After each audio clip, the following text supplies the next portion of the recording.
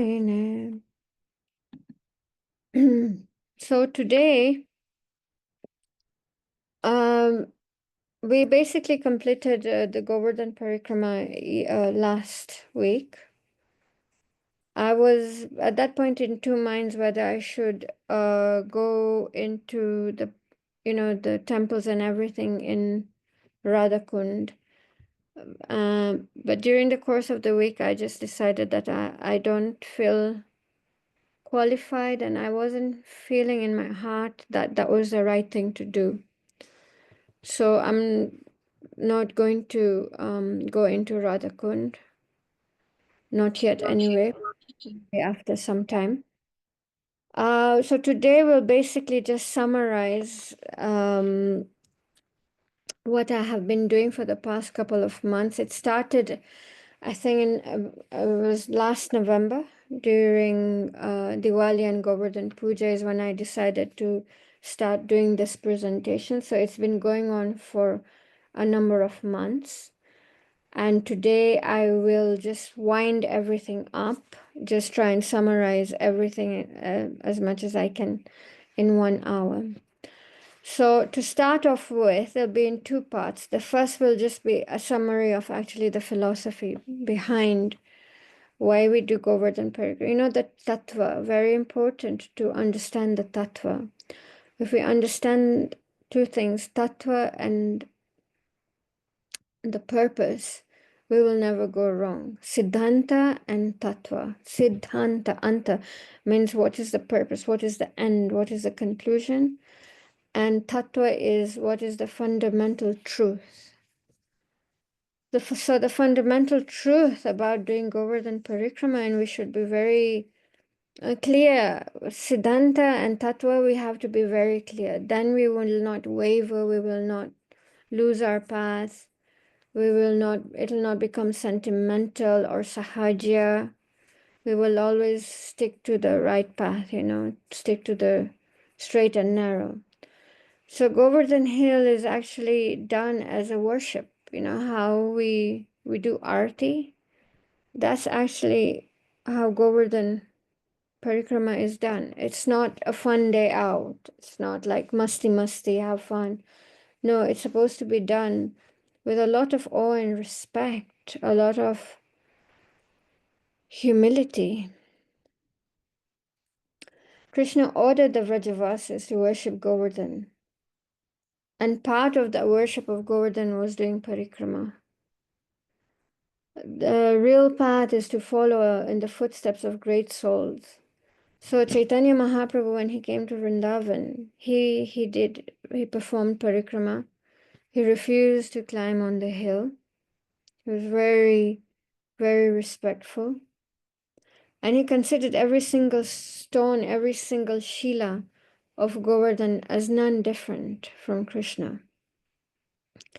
Then we know Madhavendra Puri has a very close connection to Govardhan because that's where he found Gopinath, and even he performed parikrama.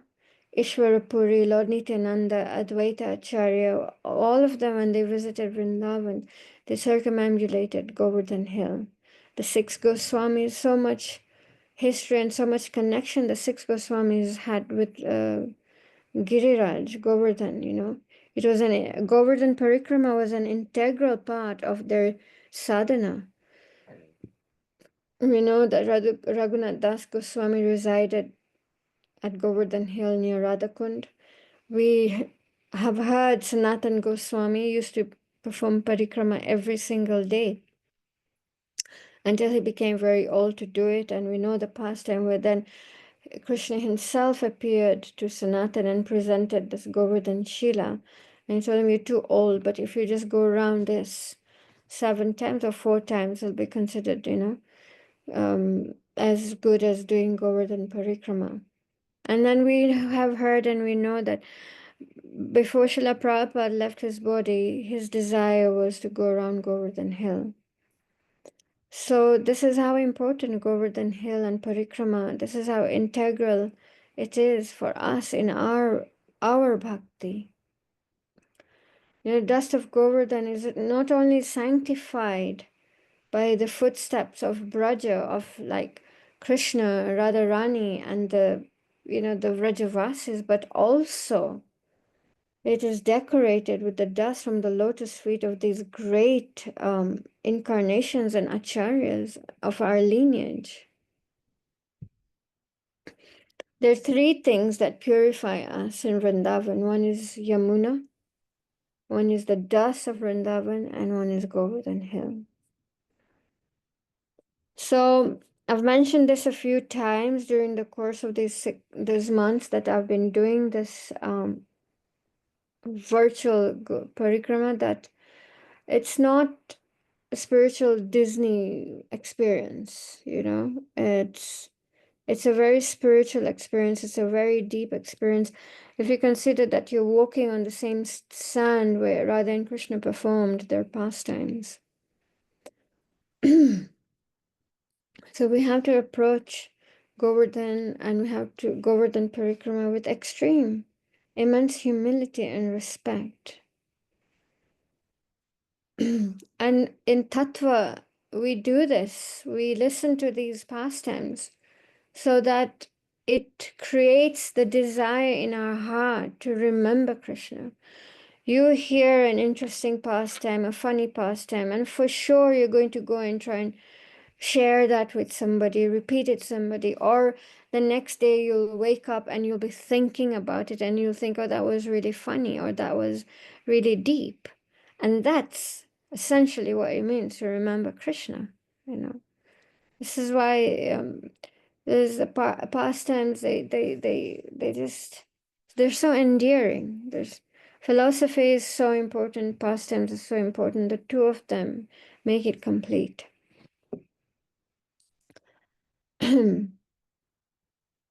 And the most important thing is that we follow in our aim is to be able to follow in the footsteps of these great Rajavasis, you know, and they performed parikrama.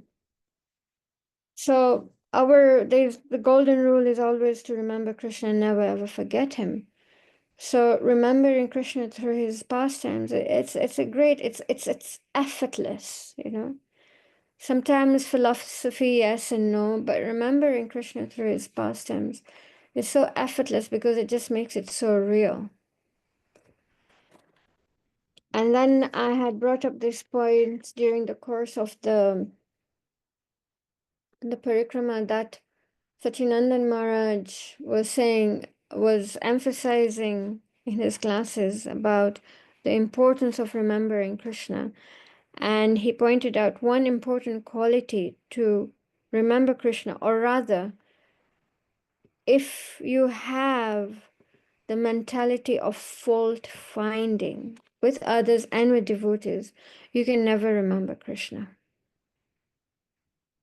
So this quality, this vice of fault finding, criticizing, you will never be able to remember Krishna. Because what are you trying to do when you're finding faults or criticizing or judging is basically what you're trying to say, in other words, is that you're better than that person.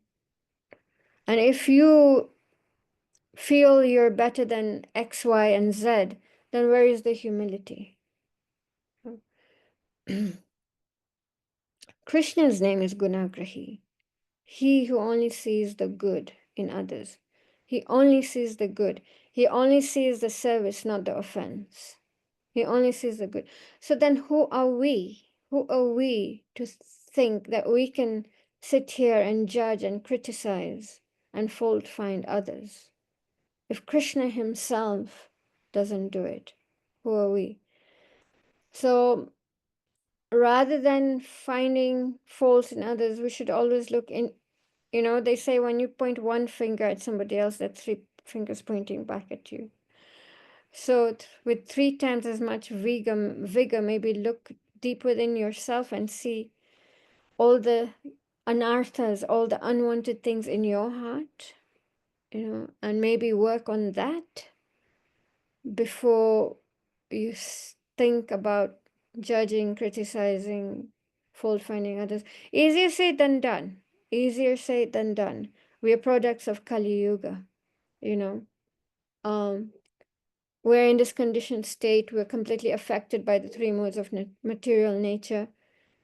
How to not act on the basis of the false ego. So yeah, but just to keep these things at the forefront of your mind. So to remember Krishna, you have to be free of this false ego, of this tendency of fault finding.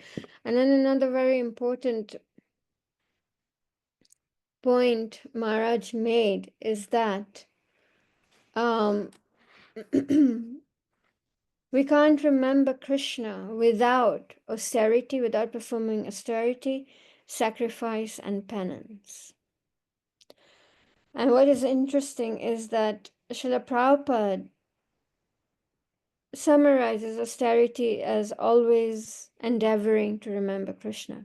Because it's not easy. Because when we take to this path of Krishna consciousness, we're going against the grains of the sun, you know. We are trying to stop this perpetual intrinsic conditioning within ourselves of stopping to enjoying sense gratification, something that we have done for probably thousands upon millions upon billions of lifetimes. And suddenly we're like, okay, stop. No more sense gratification. And it's not, we can see in our own daily practice, it's not that simple, it takes determination every day, it takes patience, it takes enthusiasm. So Srila Prabhupada's austerity is always to endeavor to think of Krishna, and penance is to give up sense gratification. Charity is to tell others about Krishna. That's the best welfare activity that we can do. Now, that's the best charity that we can do, is to tell about others about Krishna. And sacrifice, our sacrifice is to surrender fully to Krishna, to the instructions of the sadhu and guru, and follow Shastra. And that way, completely surrender. It may not happen today, it may not happen tomorrow, it may take 10 years, it may take 20 years, it may take 20 lifetimes. But as long as you're on the path. So this was basically much kind of like the philosophy covered. My main point was that I was very apprehensive. I was excited, but I was worried. I was happy, but apprehensive before I started this Govardhan Parikrama, because I didn't want it to come across as something that I was doing cheaply, something that I felt like I was qualified to do this, and that um, and that's why I kept emphasizing the point that, these pastimes need to be taken very carefully. We we approach these pastimes with this immense feeling of respect, humility, and we understand, by understanding the philosophy behind it, then we will keep within our borders and not let our mind take us astray. So now I'll just start the summary. Right. No. How do I? Okay, so can everybody see the screen, right? Okay. Yes, Mataji. Okay. So I'll try and, how much time do we have? We have about half an hour. I'm going to try and summarize. Now, this is where the other laptop that I used to use, suddenly as I was charging it like 10 minutes before the class, the charger is not working and we don't have another charger. So I'll do so the notes are all there, but it is okay. I'll do my best. Why is this not okay? So, who is Govardhan? Is Govardhan a servant of Krishna, or is Govardhan none different from Krishna? Who is Govardhan? So Govardhan, Govardhan Giriraj has two identities. One as the best of servants, and this is a beautiful verse that Srimati Radharani says about Govardhan. Of all the devotees, this Govardhan hill is the best. Harida Savarya. Oh, my friends, this hill supplies Krishna and Balaram, along with their calves, cows, and cowherd friends, with all kinds of necessities. Water for drinking, very soft grass, caves, fruits, flowers, and vegetables. In this way, the hill offers respects to the Lord. Being touched by the lotus feet of Krishna and Balaram, Govardhan Hill appears very jubilant. So clearly, one predominant identity of Govardhan is that he is the best servant of Krishna. He provides Krishna and the Vrajavasis with so many necessities of life: drinking water, honey, mango juice, because it provides all these fruit trees, wonderful varieties of herbs, roots, fruits, creepers, and fresh flowers, minerals, precious gems, deep caves for them, the boys to play, for him and Srimati Radharani to enjoy pastimes. This very, very special grass for the cows, who then in turn produce very special fragrant milk for Krishna. And then considering that milk and milk products was the economic backbone of the community, it is no wonder that Lord Krishna advised them to worship Giriraj. And at the same time, Govardhan is none different from Krishna. So Lord Chaitanya Mahaprabhu went to Vrindavan in 1515, and he refused to climb Govardhan Hill because he saw it as Krishna himself, completely non-different. And then Krishna assumed an unprecedented huge form to instill faith in the cowherd men, declaring, "I am Govardhan mountain." And then he ate all the abundant offerings. This is from Srimad Bhagavatam. And then Krishna, together with the people of Raja, the Lord bowed down to his own form of Govardhan Hill, thus in effect offering obeisances to himself. So very similar, like Lord Chaitanya Mahaprabhu, who is none different from Krishna, yet at the same time appears as the best of servants of Krishna to set an example. So very similar, Govardhan Hill has this dual identity. So we saw how Govardhan Hill was the son of Drona and Kashi. Pulasya Muni just got really attracted, asked for Giriraj as charity. Drona almost just left his prana, left his body, but he didn't want to offend Pulasya Muni, so he agreed to give Govardhan his son to Pulasya Muni. Then we know that the agreement between Pulasya and Govardhan was that where he puts him down is where he's going to stay. He's not going to move from there.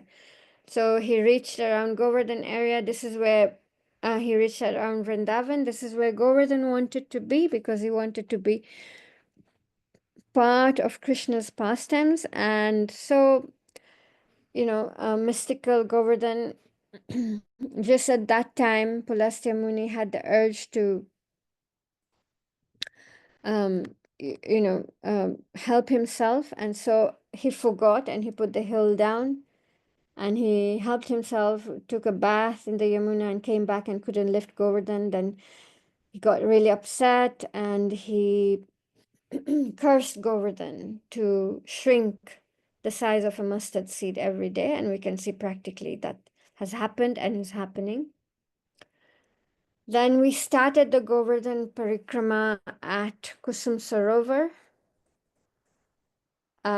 Very beautiful, magnificent structures. We Lots and lots of pastimes happen here. This is where the gopis and Radharani come to pluck flowers every day, to worship the sun god, to have Krishna.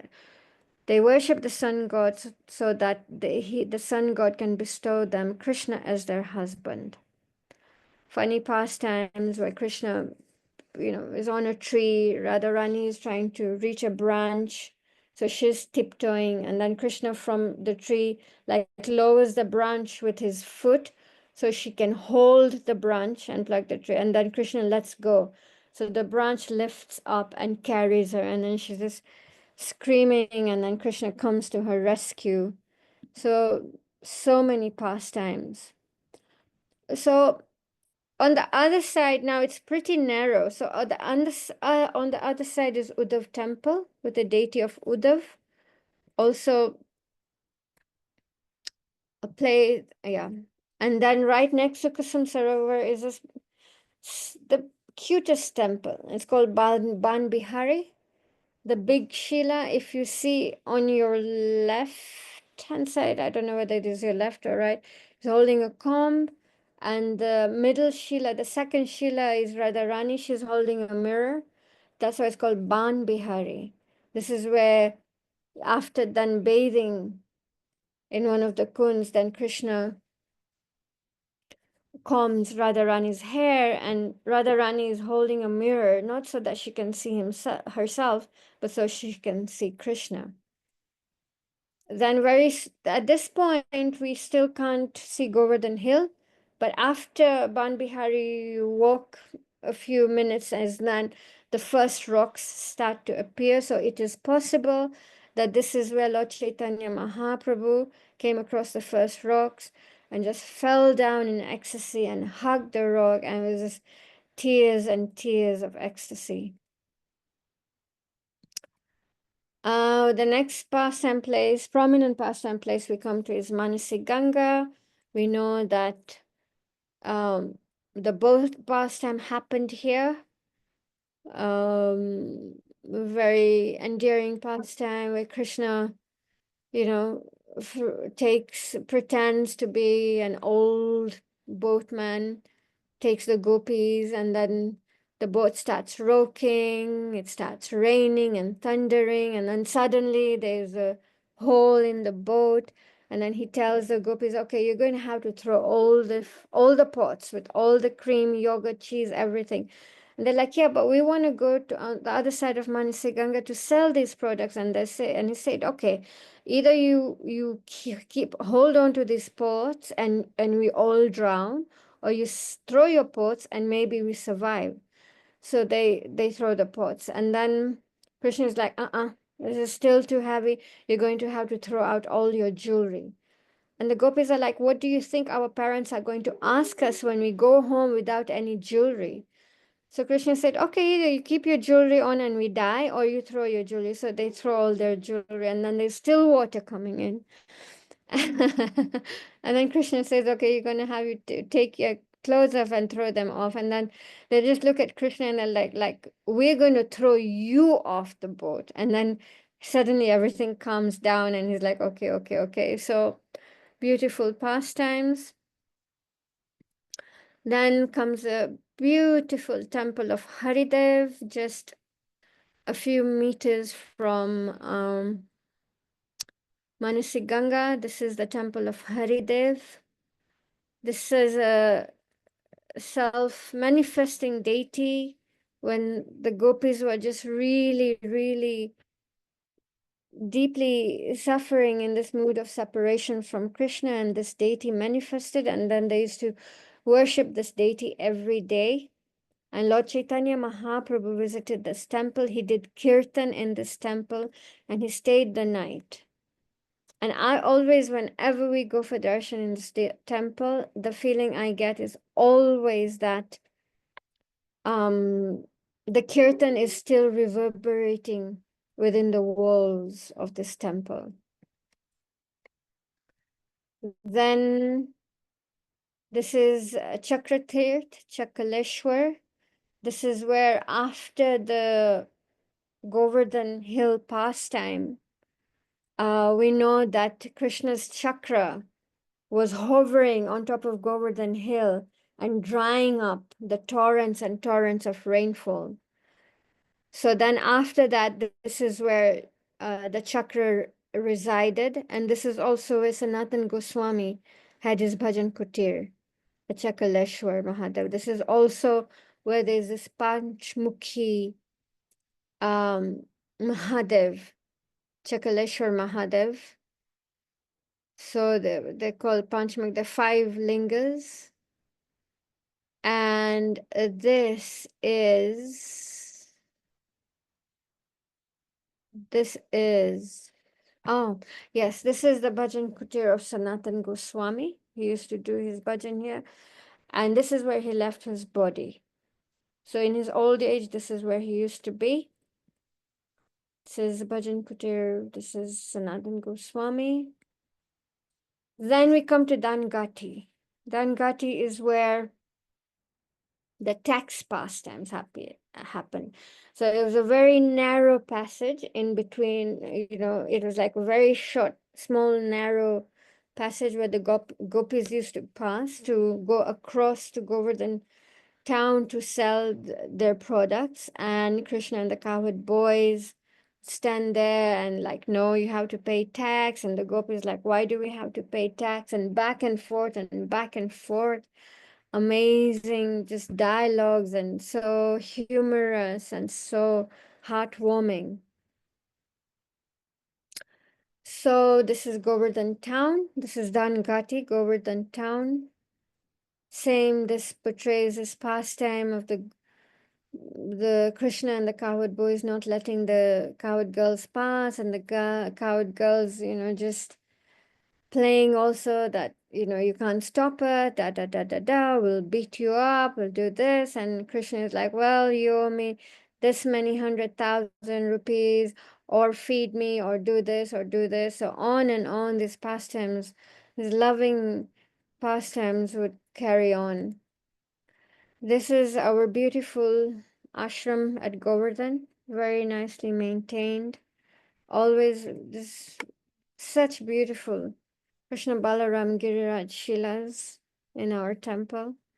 So, so, so beautiful. A very small temple, but very, very cute. This is the Shila that was given to Sanatan Goswami.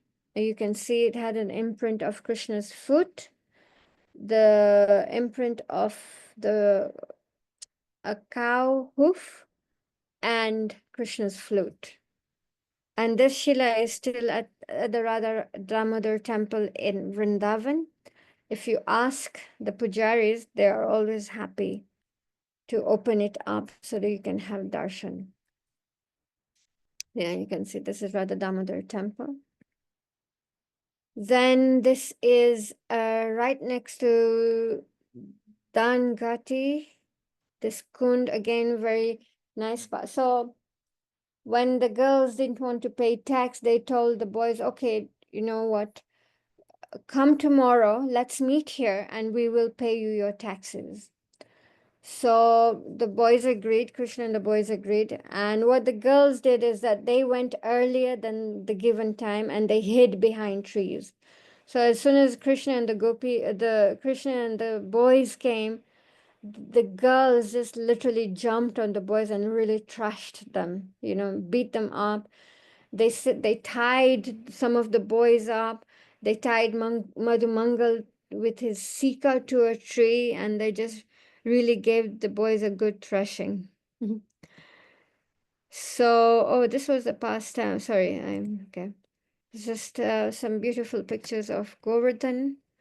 Now we come to this. You take a little bit of a detour, and there's a very old temple of Krishna and Balaram, where Balaram is also dressed exactly like Krishna and is also black in color. It's unfortunately it's not a very well maintained temple. I think there's just one family looking after this temple, and it seems like they're always short of funds. So this is the deity of Balaram, exactly like Krishna, and he took this form to protect Krishna from the demons. So you can see big Balaram and little Krishna. And such nice, beautiful deities. This is Brahmakund.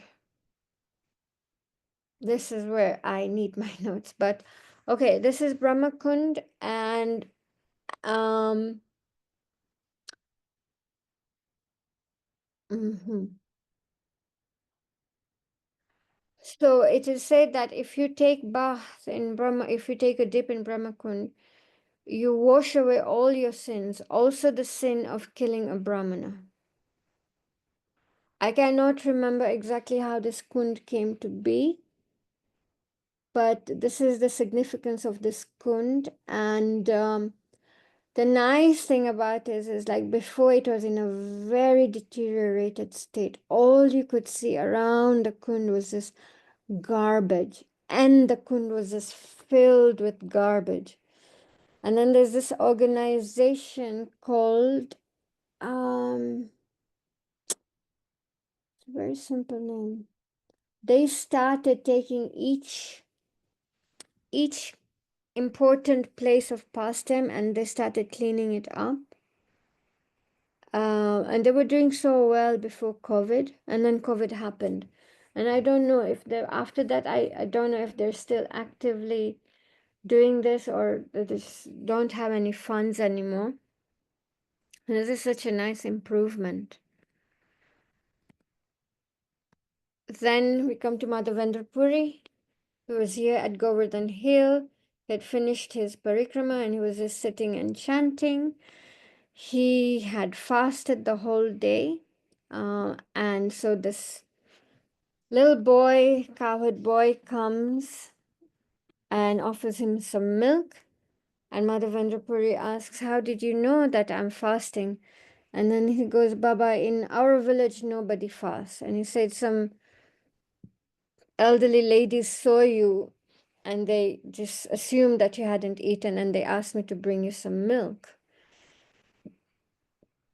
And then he gave him his milk and the boy literally disappeared. So, but Madhavendra Puri was just feeling like he was so attracted to this boy, he was just feeling so much joy in his heart and bliss. And when he drank the milk, he was in complete ecstasy. He was in complete ecstasy. And then he knew that this was something very special. And that night he had a dream of the same boy coming and telling him that I've been buried deep inside and I have been very dry, thirsty, and hungry for many, many, many years. Please excavate me and install me in a nice temple. So Madhavendra got up the next morning. He gathered together all many cowherd men and he led them to the place where exactly Krishna had explained to him where he is. They dug a little bit and they found this deity, and the villagers were just absolutely overjoyed. Then we know that there was a temple established on top of Govardhan Hill. Um, the celebrations went on for days on end. Every day, one village took up the whole responsibility. They brought boga. It's, if I can remember correctly, they said they bathed that deity with 90 tons of water or something like that, and offered him so much boga for around 10 days in a row. This is Madhavendra Puri's little bhajan kutir. And this is Srinathji. This was the deity that was installed, that was excavated, found by Madhavendra Puri, and then installed. And we now know that this Gopinath is worshipped in Srinathji, as Srinathji. In Nathdwar, sorry, in Nathdwar as Srinathji. The most beautiful deity. He's just absolutely gorgeous. And it's so nice. Nathdwar is a small little city just built around the temple. It still has the history so alive. Then, so we have Dangati, we passed Dangati, and this is on your area where this pastime actually happened. We know that Nanda Baba and the other senior members of the family were getting ready to worship Indra.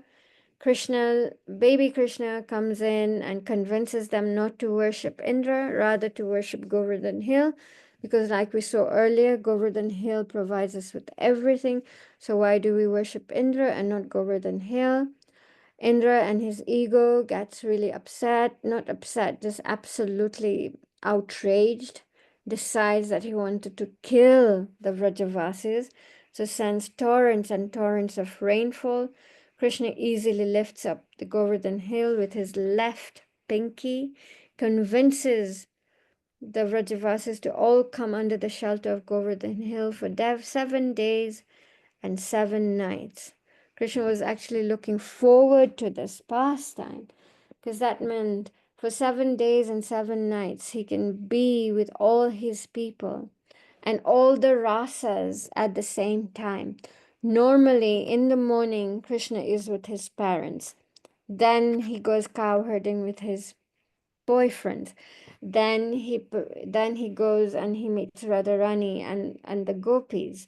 So they're all separated. They're never really together. But this is the one pastime where all the different relationships were in one place. Then obviously, Indra realizes, oops, he's made a big boo-boo. And he descends on his Airavata elephant. He wants to ask Krishna for forgiveness. This is pictures. And Krishna is really upset, doesn't want to know. And so then Indra sends Surbi in front. Like he knows Krishna loves his cows, especially the Surbi cows. So Surbi pacifies Krishna. And then he forgives Indra, but he is still very, very formal. Indra offers prayers. Krishna is not that impressed, but okay. And prior to this, Krishna goes to Brahma and he says, I've made this huge offense, and you made a similar offense. And Brahma said, no, I did not. I did not make a similar offense. Your intention was to kill them. My intention was just to separate them, but your intention was to kill them. So there are two things: your intention. What was intent? What is our intention?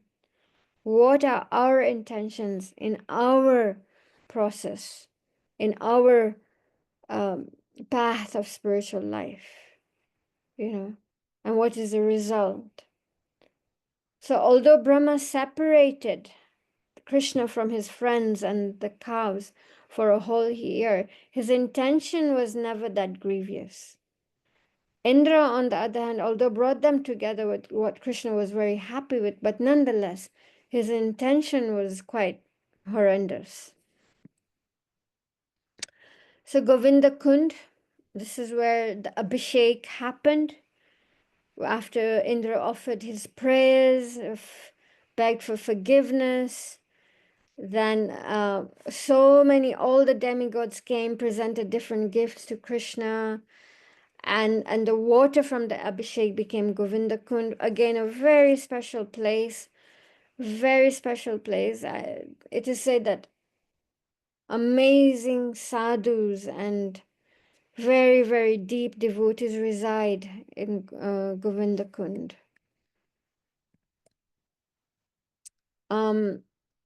So this was a pastime, a philosophical point where if Putna, who her intention was to actually kill Krishna,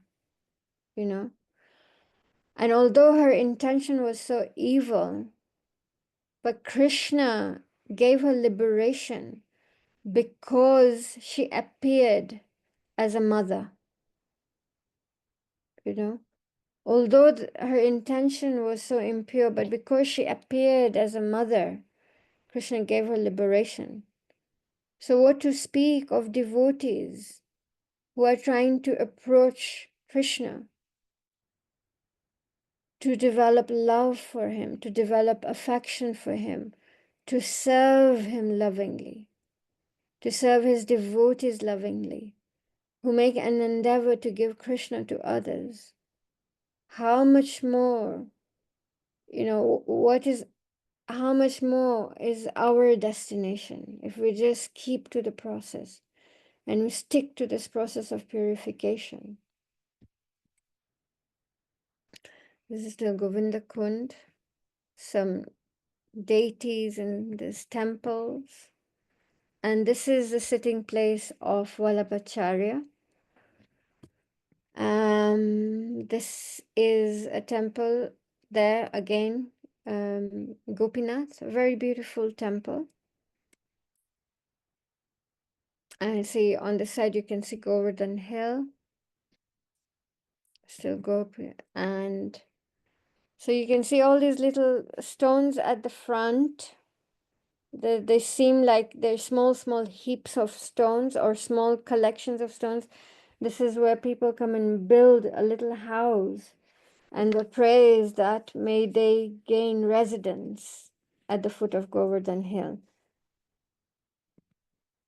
Uh, So doing Dandvat Parikrama, very austere, very austere. Yeah, so devotees come and do this, build a house, symbolizing their desire to become a resident at the foothills of Govardhan Hill. You can see some more of these. This is a nice clear path. You can walk inside very close to Govardhan Hill.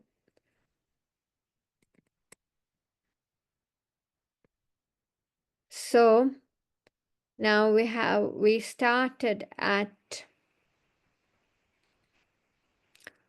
around 2, number 2, 1, 2, yeah. And so we've almost reached 13. So we're coming to the end, turning around. It's called Panchari, or Panchari means the tail end. There's a beautiful old ancient temple of Lord Nishingadev. This is the deity, Jai Nishingadev Bhagwan Ki Jai. And if you have a rapport with the pujari, he may lift the skirt up to see how he's tearing apart Hiranyakashipu and little Prahlad behind there.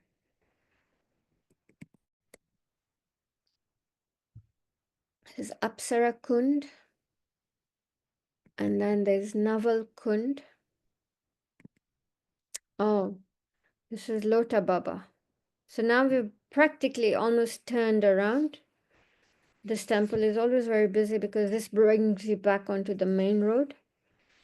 And this pastime is that Krishna was supposed to have his meal with Lota Baba is a cowherd boy. And Lota Baba had invited Krishna to have lunch with him. And that was the day Krishna was going to leave for Mathura. So he told Lota Baba, don't worry, I will come back in a day or two. And Lota Baba was like, are you sure you're going to come back? Because I have a feeling you're not going to come back. And said, no, you wait for me. I will come back and we'll eat together. Lota Baba said, okay, fine, I'll wait. I will not eat until you come back. And Krishna left. Lota Baba waited for one day. He didn't eat. Lota Baba waited the second day. He didn't come. He didn't eat. Lota Baba waited for 1 week, 1 month, 1 year. He didn't move. He didn't eat. And then after 4,500 years, Chaitanya Mahaprabhu came and embraced this deity of Lota Baba. And he said, see, I told you I'll come back. 4,500 years later. How is this devotion, these these Vrajavasis have. It's unparalleled. We can't skip one meal for Krishna. How are we on fasting days? We're finished. By breakfast, I'm always hungry. You know, there's no. It's like a Lota Baba. 1 day, 2 days, 1 week, 1 year, just waiting. 10 years, 20 years, 300 years, just waiting and waiting and waiting. Amazing.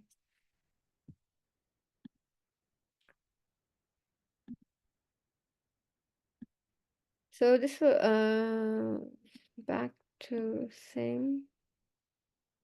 Okay, so now we've turned around, and this place is called Sutalavan. This is a nice, really nice temple here, and this is the place, is a Rasa Mandal where the spring pastimes happen. Another temple of Srinathji at the Rasa Stali, very, very beautiful temple, very nice devotees, very nice atmosphere. This is the cave of Shripad Raghava Pandit, and this is built now. So before it was just a cave, it was extremely austere.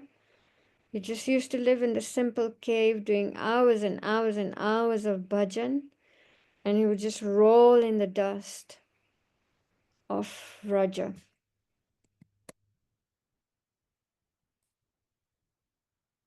So now we're around 1820,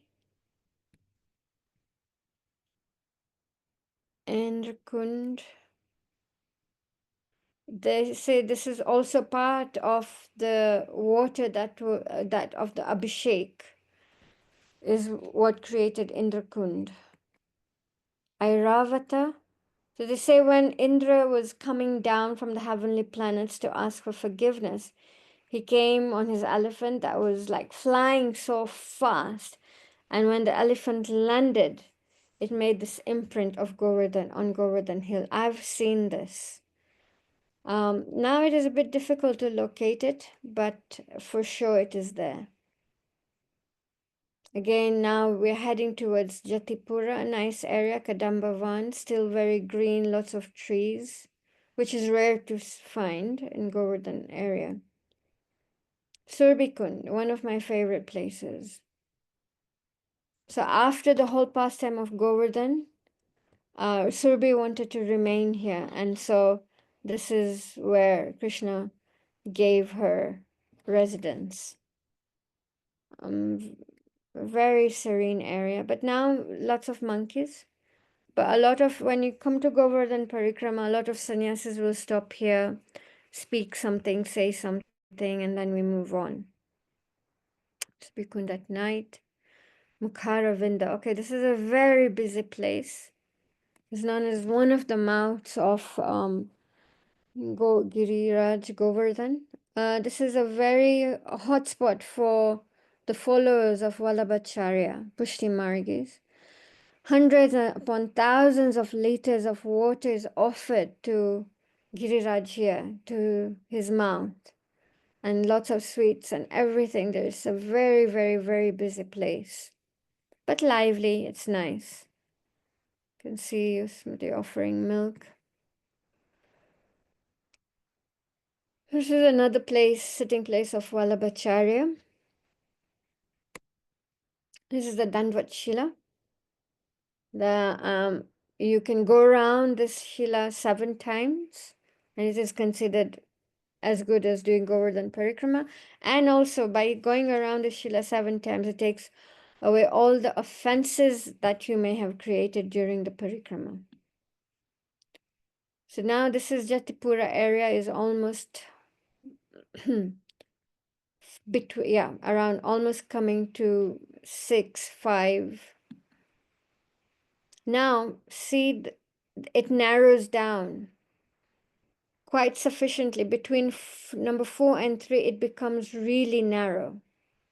So when we started the parikrama at 2, and so between 2 and the other side is very, very narrow.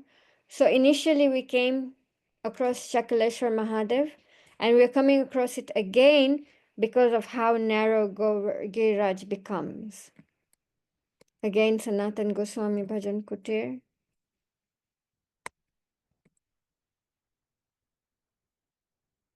This is where the original date is at Uddhav Kund. So we came across this when we started Kusum Sarovar, and I said Uddhav Kund. So we're coming again because of how narrow it is. This is Uddhav Kund was just completely torn apart when he saw how the gopis were suffering in separation from Krishna, so much so that Radharani was actually having a conversation with a bumblebee.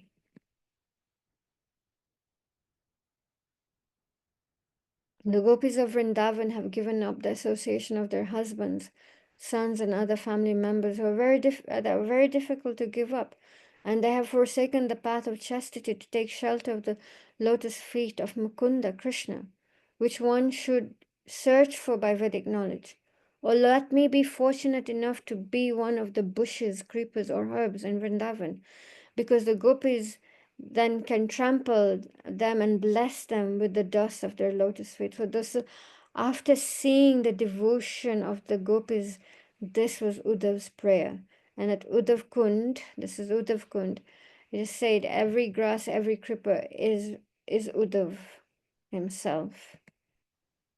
Again, a very nice place. This is temple. And this is also where, after Krishna departed the world, and his 16,800 queens were just suffering in separation. And this is where Uddhav read the Srimad Bhagavatam to them for 1 month. And after that, they all returned to the spiritual world. This used to be a very nice pujari at Uddhav Kund. He's no more. He left his body. But he was very friendly, very humorous, very light-hearted.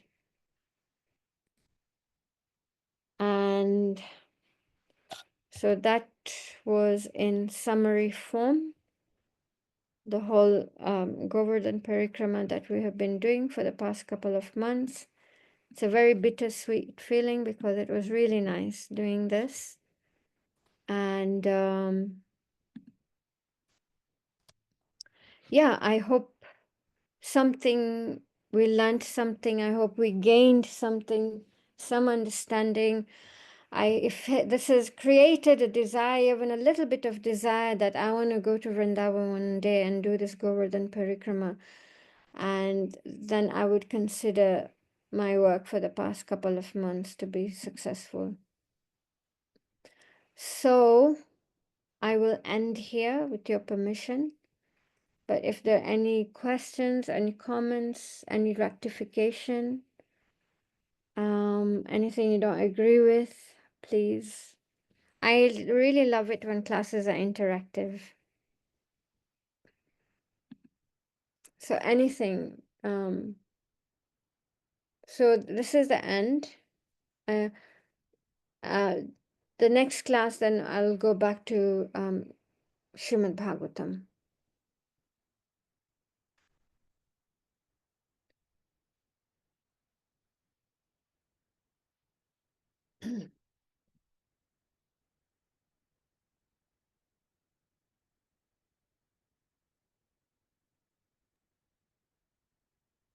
Hare Krishna Mataji, beautiful class. I joined little late, so I was not in the beginning. The slides which you showed I did not see because I was new to this, and it was wonderful, Mataji, that you concluded with everything, like a lot of yes. It now right now I really want to go to Vrindavan for sure, Have you and. been? No, Mataji, no, I'd never been to Vrindavan before. So now I really want to go, and I'll beg Krishna and Radha, mainly Radha and Krishna.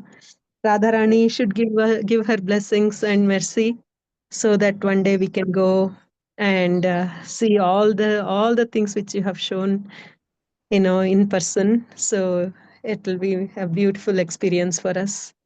Where are you Thank you, based? Mataji. What? Hare Krishna Mataji? What? Are you based? Oh, right now we are in Victoria, Canada, Mataji. But we came from Bangalore, from South India.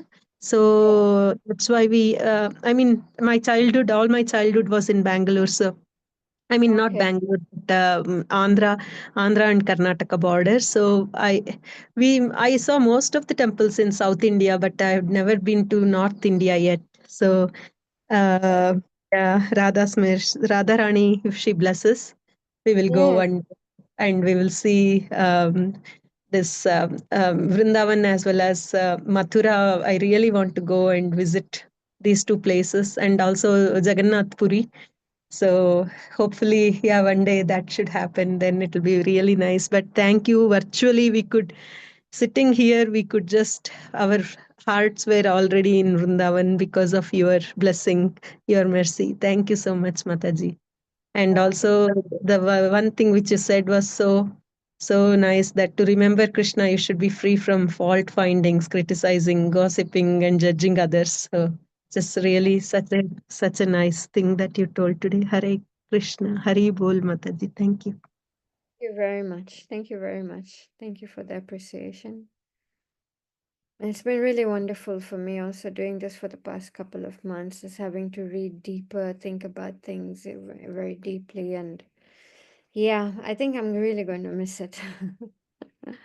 But yeah, you can think about there's also the whole Mayapur, you can do same virtual online, but it'll just take me a lot of time to do the research and everything because I'm not so familiar with Mayapur. Vrindavan, yes. Vrindavan, I'm very familiar with, but Mayapur would be like. But anyway, there's so much opportunity for doing so many slideshows. So thank you very, thank Yeah, you, beautiful slideshow too, Mataji. Beautifully done. Yes. Yeah, thank you. thank you. Helps me a lot. Hare Krishna Mataji. Hare Please Krishna. accept this. Thank you so much. It's just we cannot even believe that it's ending the uh, the Govardhan. And actually, for me, I take it more an invitation. You are an instrument by Radharani to invite us to one day get to relish these pastimes. So thank you so much for your service. Yeah, and also the rich presentation. I've been taking screenshots as you are moving your slides just not to miss anything because those pictures were really profound, and I don't know where else we can get such nectar. And also, I mean, it's just been great. Just you also, the one thing that really we talked about today about Rota Baba who waited 4,500 years for Krishna. Yet here we are struggling, making some noise when we have one Akadashi and saying Yeah, how it's tough for us. Really yeah, great possibilities. Instead of the Kardashian, it was like, wow. And then we talked about Bob. It's just, you can see the difference. You're really in Kali Yoga. So.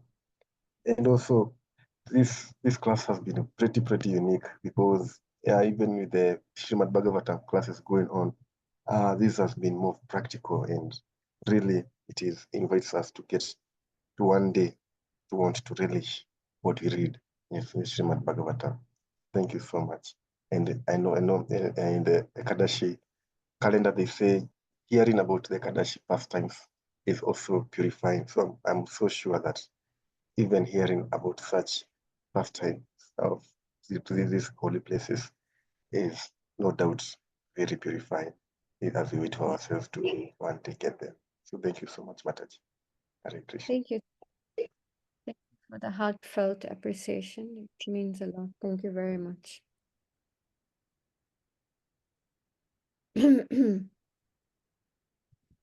Yeah, if there's no another comment, I think we can end Yeah, the class. Yeah, yeah. yeah. Thank you. Thank you So I'd very like much. to request there are some more devotees to kindly unmute. We do one round of Maha Mantra in glorification of today's mentor, Her Grace AshwariyaLila Mataji. I know there are some more devotees. It's beautiful. go and then he'll answer.